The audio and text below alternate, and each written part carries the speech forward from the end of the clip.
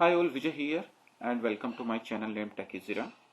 In today's video, I will cover 5 more interview questions. So guys, prior to start this video, I will suggest that please go through my previous video in which I covered the first 5 questions, and today's I will cover next 5 questions in this series, like question number 6 to 10. First question for the today's video is explain event binding. So in previous videos we covered that what is interpolation and what is property binding. Once you will go for the Angular interview, so make sure you are aware about the event binding. Okay, so what is event binding in Angular? Angular provides the facility to bind the events with functions. And when we talk about the events, we talk about some of the example of the events are like click event, mouse over event. We are talking about any DOM events. So if you want to work on those events, like if you want to call some functions in case of button click, then you need to use the event binding. How we use event binding in Angular, what's the syntax? Let's check that. When we talk about the syntax, we need to remember all the syntaxes, like in case of interpolation, in last video I covered that we use the curly braces. In case of property binding, we use the square bracket. In case of event binding, small bracket, and we write the event name between small bracket. So this is my project. Let me quickly open the app component.ts. So how event works, we will try to understand here. For example, we have a HTML here. So whenever you write HTML, you should remember that you can write HTML either in the template property or in the template URL property. This was the question in my last video. And you should know the difference between template and the template URL. Okay. So whenever you write an HTML, the one question should be in your mind, which can be asked, that difference between template and template URL. If you don't know the answer, watch my previous video where I explained the difference between template and the template URL. So let me quickly write one HTML here. For example, I have a button and I want to call a function when I will click on this button. So how we will click? How we will write the events in Angular? We will write a small bracket and then we will write the event name between them. And then we need to call a method. For example, I am calling test method in this case. So this test method should be inside your component class. I am just writing a alert statement here. So whenever I will click on this button, this test method will get called and we will get this alert on the browser. Once you will run this, you will get this button on the browser. On this button, you will get the output. So binding, how we use the event binding in Angular, we need to just use the small bracket and write the event name between the small bracket. For example, I want to call this function on the mouse over of the button rather than on the click event. So how you will write that event? You will just simply write that event name between the bracket. So now if you will mouse over on the button, this function will get called. Let's check that. So if you will mouse over, your function will get called. Just one thing you need to remember, the syntax, because in Angular we have different brackets which we use for the different kinds of bindings. Curly braces for the interpolation, square bracket for the property binding, small bracket for the event binding. So let's move to the next question. Next question is, what are reference variables and how to use them? First of all, one thing you need to remember is that reference variable or the template reference variables or the local reference variables all are same. Reference variables are just nothing, just a reference of your DOM element. Declare the reference variable with the hash sign. And once declared, you can access your reference variable anywhere in your template. For example, I have a text box on my page.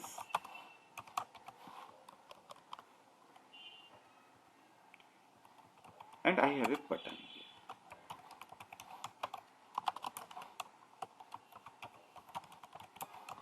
The scenario that I want to pass the value of this text box to my class. Okay, so once I will click on this button, I want to pass the value of this text box to my class. I need to raise an event, and I raise like this. So whenever I will click on this button, this particular function will get called. Now I want to access this value of this particular text box for this input box.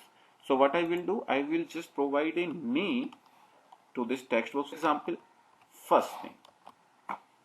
So whenever you want to declare a reference variable, you will declare with the hash sign. Now with the help of this reference variable, you can access all the properties of this input box anywhere in this template. I want to access the value property of this text box here. So how I will access? Like this.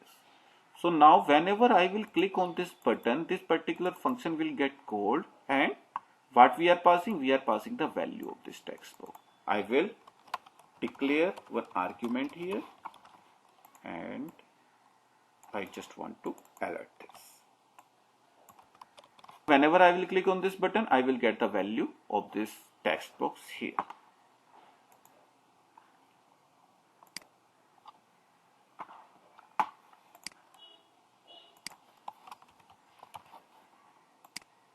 Reference variable with the hash sign, and we can access that particular reference variable anywhere in this HTML after declaring it.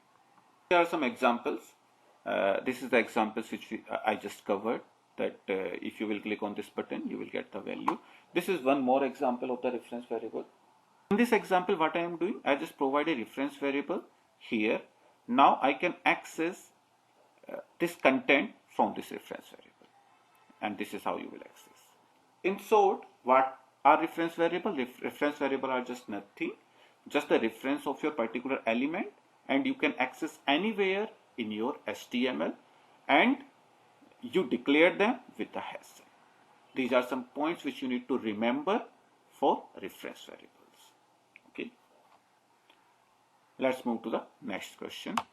Sometimes interviewer asks that how you will create a component manually, and how you will create a component through the CLI command. We need to understand first of all what is component and how we write the component in Angular. Whenever we talk about the components, component is basically a combination of a class, a decorator, and HTML. Class means a normal class like you declared in your C++ and Java or in Python, in any high level language. First of all, you need to declare a class, then you need to declare a decorator, and then you need to write a HTML inside that decorator. These are the three things you need to create in order to create a component in Angular. And once your component is created, then you need to register that component in a module. So this is my application. I am just creating a new folder, tutorial. And what I am doing, I am creating a new file.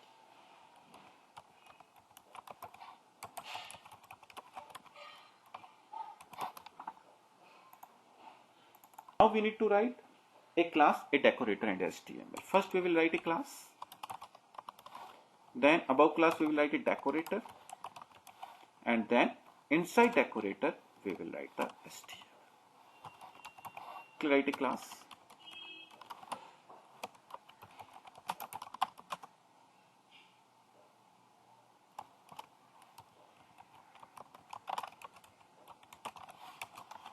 This tutorial component. Okay, it's not mandatory to write component after the class name. It's up to you. You can write anything. And then we need to write a decorator. In order to write a decorator, import the component class from Angular code.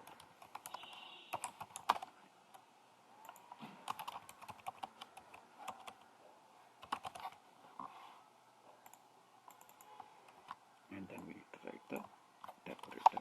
Text of creating decorator is, we need to add the component keyword, and then we need to provide two mandatory properties. The first one is the selector. You can provide any name here. if I'm creating a component for tutorial, I just provide a tutorial. And then we need to provide a template or the template URL property where we will write the HTML of this particular component. And again, you should know the difference between template and template URL. I covered in my first video. So please go through that. Here I am just writing, this is sample HTML. Okay. So this is how you write a component. First of all, you need to write a class, then you need to write a decorator, then you need to write a HTML inside that decorator. Now the next step is you need to register this component in your module. And in order to register this component, we need to first of all import this component. Import from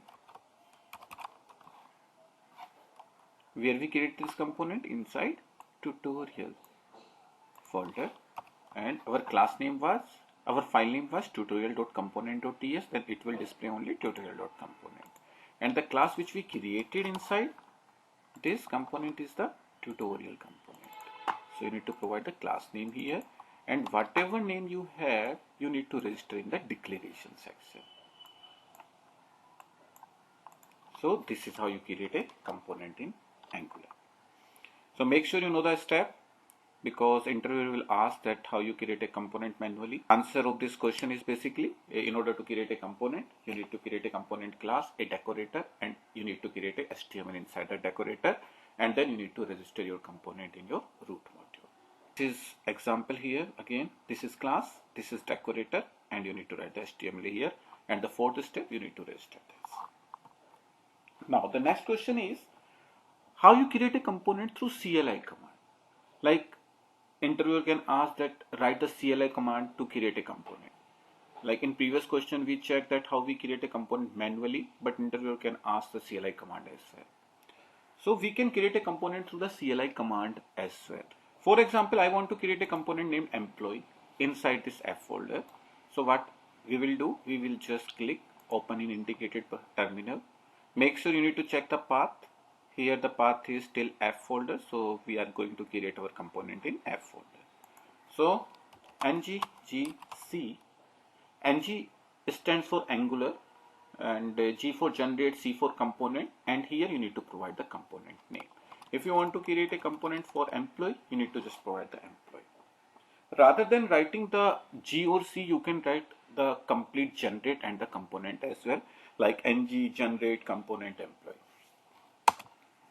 Let's quickly run this command, and if you will see here employee folder has created, and this is our employee component. And when you create a component through the CLI command, this component is automatically registered in root mode. You don't need to register this manually. This is done by Angular for you. Next question and last question for this video is how to run or how to serve a Angular app. So let's quickly check first that how to run Angular application. In order to run a Angular application, what you need to do, you need to run a command here, and the command which we run is either ngserve we can run. What ngserve does, ngserve will compile your code, and then you can run your application on the browser. And you can write ngserve with the oswitch as well. What ngserve oswitch will do, ngserve will compile and build your code, and it will be automatically opened in the browser.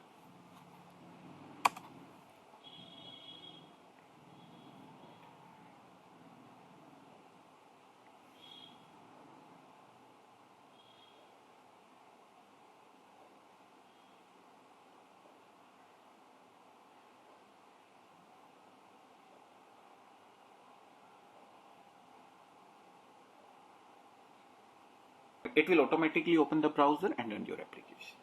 These are the 10 questions which we covered so far. The first 5 questions we covered in the first video. The link of that video I will provide in the description section. And the next 5 questions I covered today. So guys, make sure you know the answers of all the 10 questions, okay? If you have any doubt in any of the questions which we covered so far, please write in the comment section. And if you want such videos on other technologies like Node, JavaScript, Python, SQL Server, so please write in the comment section. I will try to provide the answers, question answers of that technology as well. Thank you. Thanks all.